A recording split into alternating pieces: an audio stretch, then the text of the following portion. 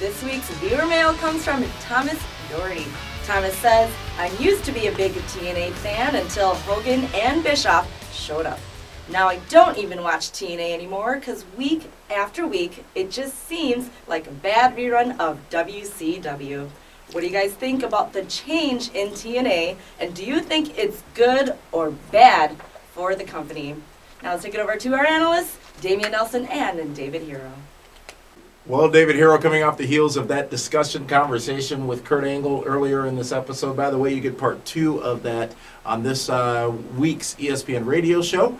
And Kurt's going to talk about the X Division, going to talk more about Hulk Hogan, going to talk about a lot of other stuff, including Angle Foods and his movies, all coming up this week on our ESPN radio show. But this viewer mail comes from Thomas Doherty talking about Hogan.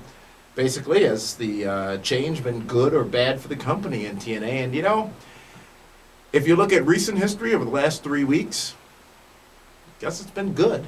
Everything leading up to that, I guess it's been okay. January 4th, certainly good. A couple weeks after that, good. Bad decision in March to go Monday nights head-to-head with Raw. So it's been sort of in between and ebbing and flowing as it pertains to Hulk Hogan and Eric Bischoff's impact on TNA. You know what my real question is Thomas Doherty related to the Duke of Dorchester, Pete Doherty? I'm not familiar with that term. You've never seen the Duke of Dorchester, Pete Doherty, wrestle? No. On Wrestling Challenge or Wrestling Superstars back in the day? Remember, you're older than me.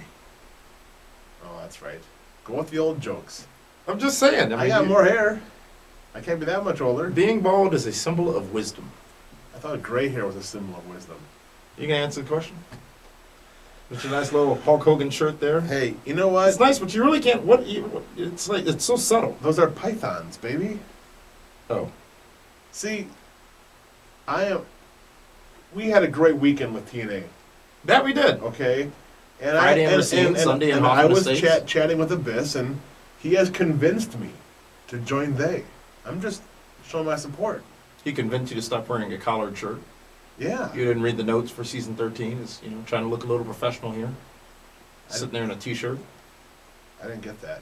This was was expensive. It's attached to the TPS report. TPS. Mm-hmm. No idea what that means. Has the change been good or bad for the company? You know what? It hasn't hurt. I mean, the ratings have gone up slightly. Uh-huh. I mean, it can't be all bad having Hulk Hogan there. Eric Bischoff, that's a different story. He rubs people the wrong way. But, especially Democrats. Yes. And Jeff Lynne. That's a different story. Yes, he is. But, great guy. Yeah, he's tremendous. I don't know. I mean, there's more ratings. A few more people know about TNA. Hulk Hogan's there. He'll give him a few more interviews. But yeah, it's good for it. Is it a bad rerun of WCW? No. Because I think that the in-ring talent is better than what WCW had. Okay, I'll give you that. But I would say, though, by sheer volume, WCW probably had them beat for a good number of years early on.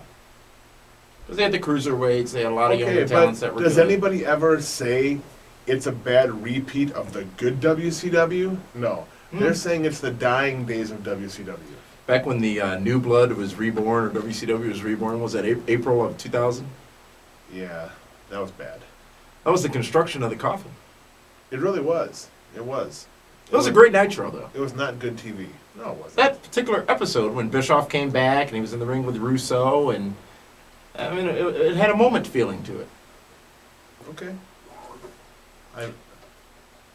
Nah, not for me. I've never had a moment with Bischoff or Russo. Thank you, Thomas, for that email. Thank you, Linda, as well. And now it's time, David Hero, to go and see what the Kaz has on his mind this week. And are you serious? Well, he's trying to change wrestling for the better. So now, ladies and gentlemen, the Kaz.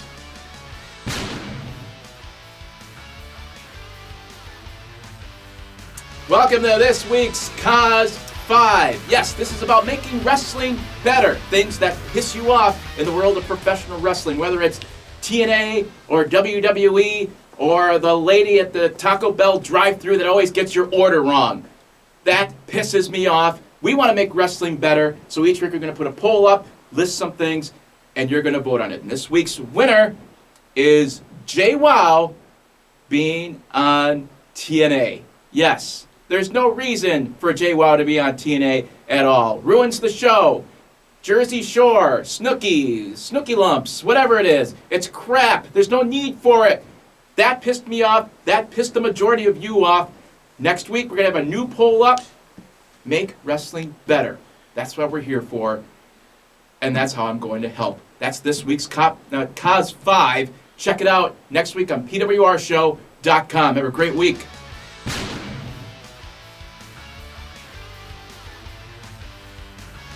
Welcome back. Another edition of WCW 10 Best. Number 3. This has been an amazing list so far. WCW 10 Best Moments. Number 3. July again. Bash at the Beach again. But it's the year 2000 now. We're talking Jeff Jarrett, Booker T, Hulk Hogan, and Vince Russo. Hulk Hogan was scheduled to have a match against Jeff Jarrett for the WCW Heavyweight Championship of the World. Lots of backstage turmoil going on before this pay-per-view. Hogan makes his way to the ring. Jarrett makes his way to the ring. Jarrett lays down. Hogan pins. 1, 2, 3. Hogan walks off with the WCW Memorial Belt, as Vince Russo calls it, and proceeds to cut a profanity-laced promo on Hulk Hogan and how the boys in the back never get a chance. How he was going to play his booking card, if you will. He was going to play his character involvement Creative card. control. Again, how many people are going to do this? Creative control Wasn't me card. that time. Yeah, it's the first. Creative control card. So Booker T, Jeff Jarrett wrestled for the new WCW Championship. Bash at the Beach 2000. Russo, Hogan, and Jarrett and Booker T. Another great 10 best WCW moments.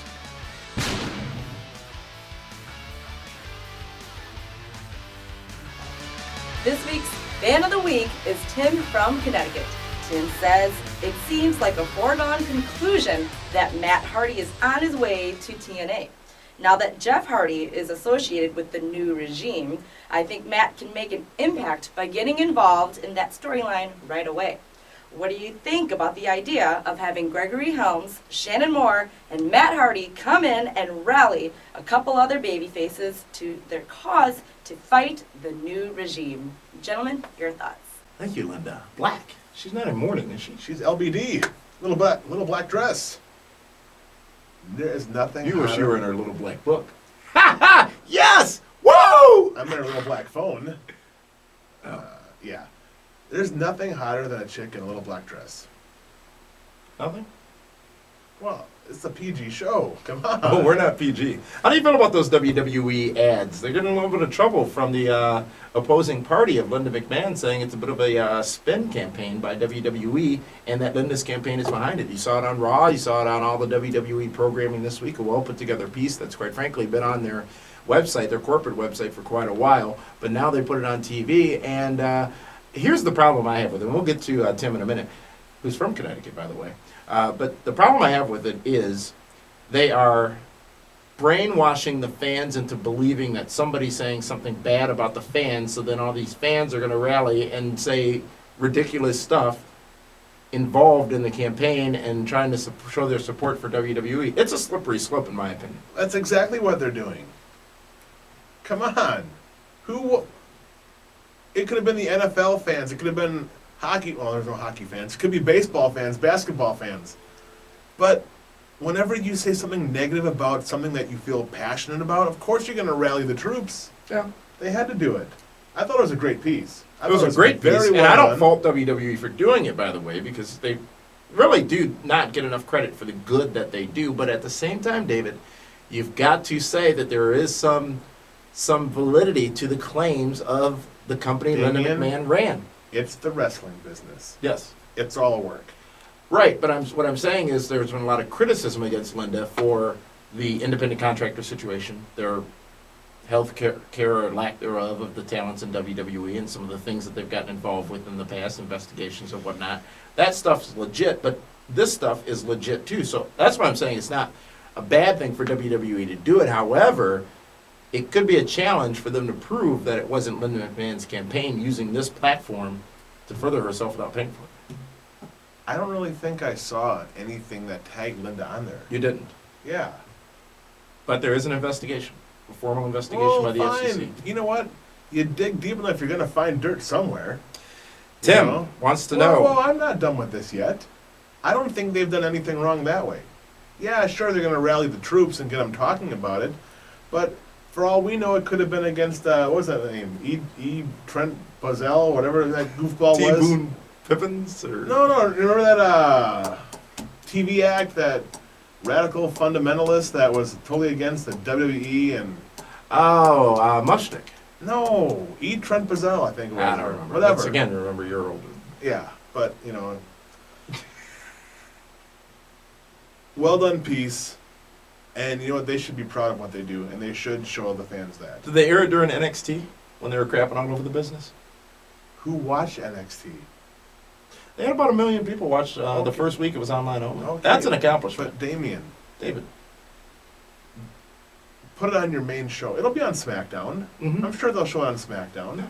Probably right somewhere around the Cody Rhodes segment, because that's, and since The Miz is on SmackDown this Friday night as well, it's probably going to be the highest So rated is the block. Viper Randy Orton. Who?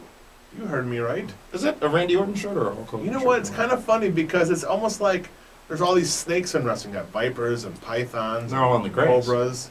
Yeah. Tim, sorry about that. We'll get back to your question, which is obviously Matt Hardy released from WWE 1 week ago today. Actually, 2 weeks ago today.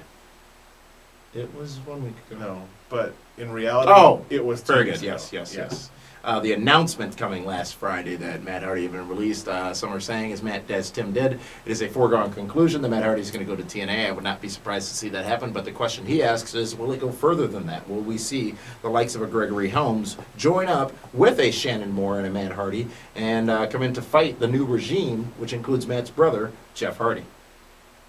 No. There's no money in that.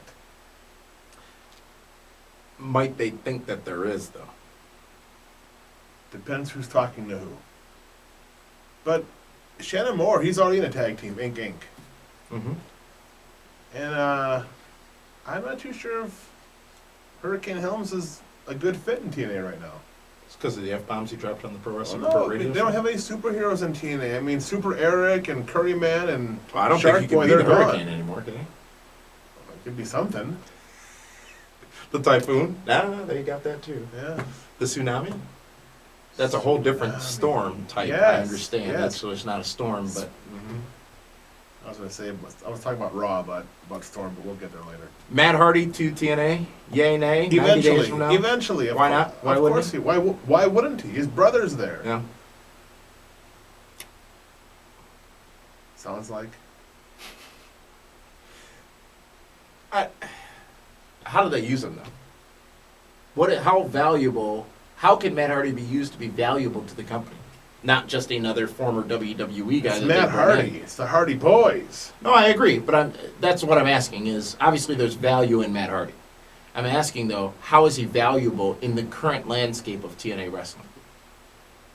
If you were bringing him in, what would you do with Matt Hardy? Have him try to talk sense into his brother. Saying, this isn't what we're about. We're the Hardy Boys, that whole Yeah. kind of thing. Build to a match? I would hope not. Really?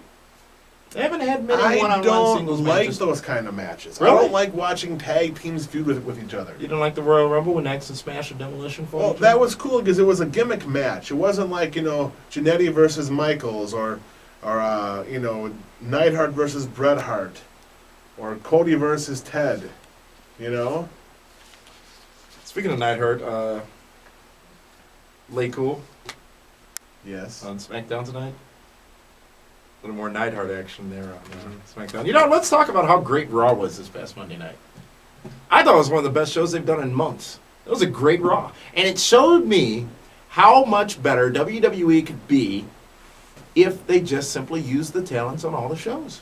I get why they don't. I support their decision not to. But Raw this past Monday night proved, granted some of it was fresh and that was the reason, but proved that they have a deep talent roster. They have deep personalities. And they can use them in a fitting way. Michael Cole was tremendous. Daniel Bryan was tremendous. Vicky Guerrero was tremendous. The Miz was awesome. Cody Rhodes was tremendous. Whoa, back up, champ. What did Cody do? He successfully defended his tag team titles. Who got the win? What his tag team partner? What does it matter? Drew McIntyre. What does got it matter? the win. Cody did. They're a team, a tag team. obviously one guy is still doing all the work in that team.